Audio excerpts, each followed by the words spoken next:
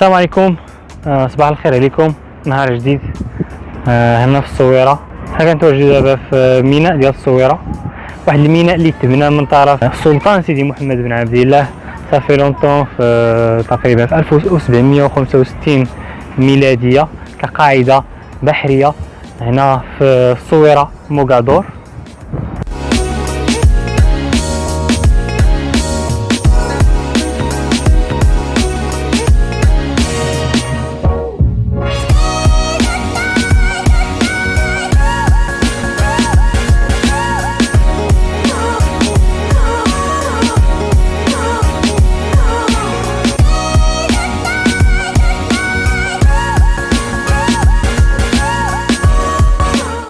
هاد البلاصة كاينة السقالة معروفة في ديك الوقيتة كبرج المراقبة حدا البحر هنا في هاد الميناء، ميناء موغادور.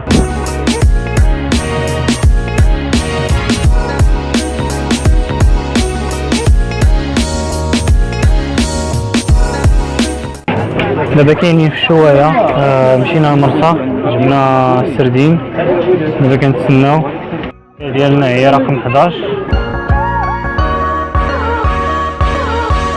فوالا عمر، اش تاع عمر؟ شوف ها هادشي زين عندك. بون افير بون افير بصحة الله يعطيك الصحة.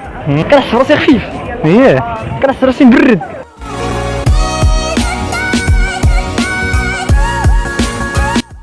خرابين وانا تقدي واحد البياس اخرى واحد الهيدور اخرى واحد الكوفري الاخر فكان النشاط.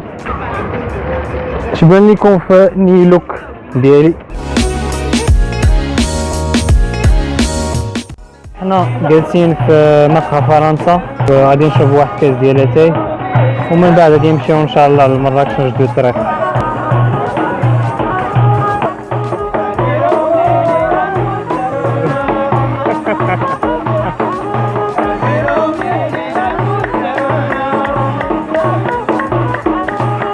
That's good.